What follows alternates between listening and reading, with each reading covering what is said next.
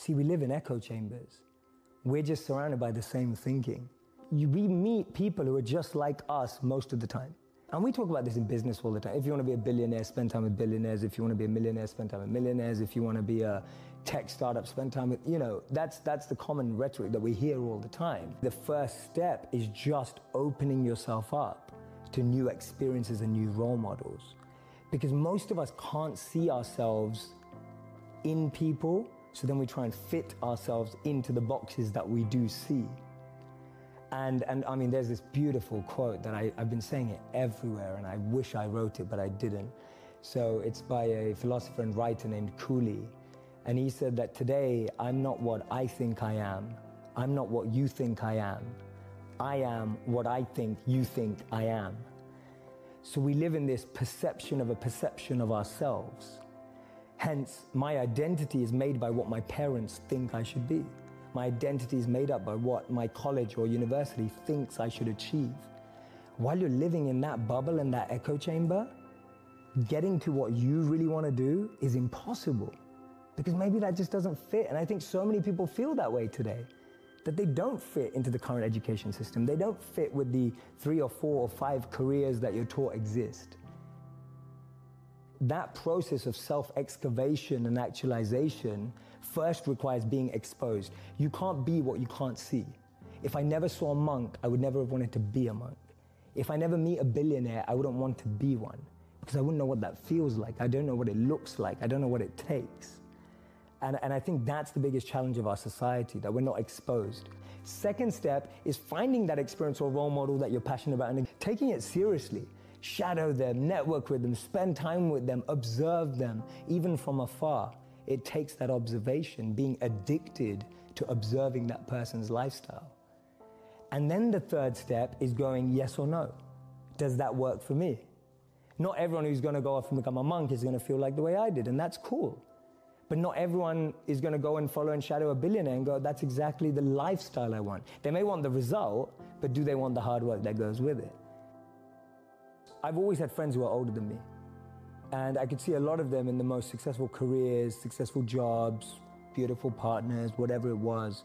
But I saw a sense of lack of fulfillment, meaning, and purpose in their lives.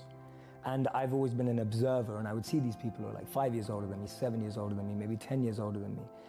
And I'd be watching them and go, is that the life I want? And often the advice I give to people today is fast forward where you are, look at yourself in 10, 15, 20 years' time, and ask yourself the question, is that where I want to be?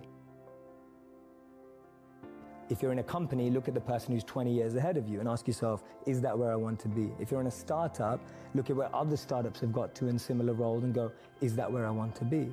And if the answer is no, then you need to find a new path. The biggest challenge is that there's just so much noise.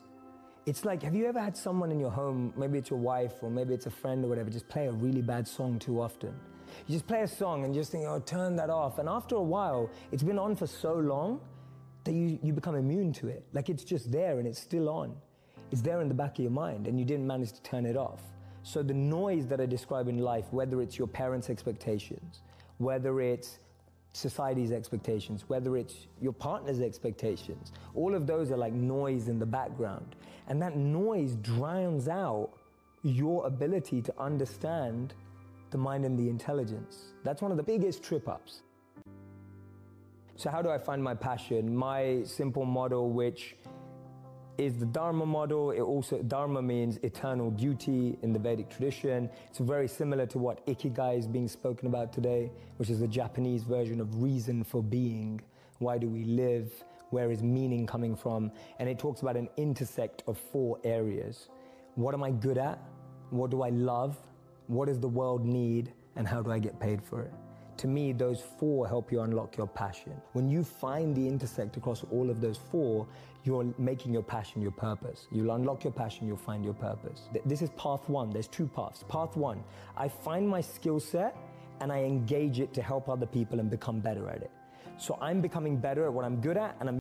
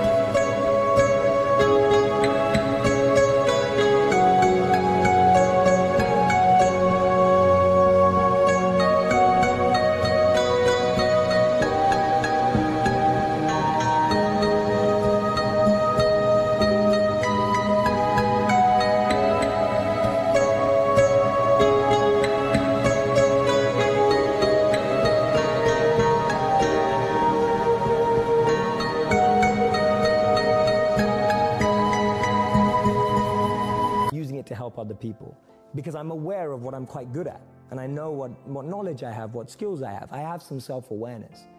The other path that people often miss is actually I just start serving people. I just start helping people, and I start to notice what I enjoy about that and what I'm good at helping people with. Knowing what you want, the way you picture life, and being able to navigate and make the decisions to get there. That's a good head. A good heart is being able to understand what your intuition and heart wants, being able to connect and tap into that understanding deeper and beyond the vision you may have painted for yourself. So I often say to people that you'll get to where you want in life, just not in the way you imagined. And that's because the path that's paved up and down is far different to the path we pave. So you can have a great head and a great vision and a great mission and know where you want to go, but if your heart's not able to have that resilience and be able to adapt and have compassion and care and all of that, then you're not going to be able to make the toughest decisions without your heart. But to be able to realize that we need to care and be sustainable and long-lasting requires a heart. And a hand is that service, wanting to pass that on, that which you have, wanting to give it forward, pay it forward. The idea of serving with what you have, I often say to people, your passion is for you, your purpose is for others. Gandhi said that you find yourself when you lose yourself in the service of others. I love Start With Why by Simon Sinek, and not because I applied it to businesses, because I applied it to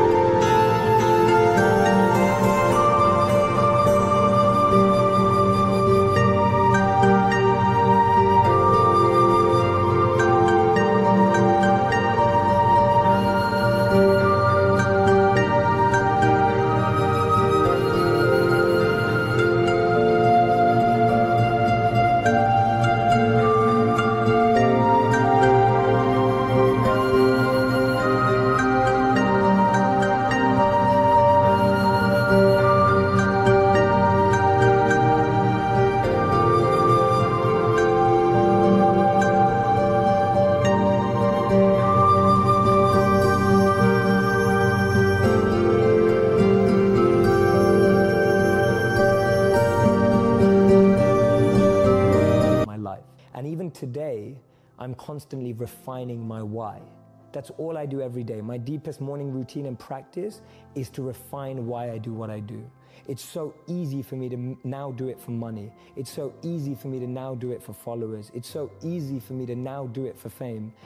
And every day I have to refine that, because I know, having lived as a monk and what I practice, that if those become what I want, then I'll forget who I need to be. So my daily practice and my daily routine is refining my intention, which in modern language is why. If you want to be a billionaire, redefining it as someone who impacts the lives of 1 billion people.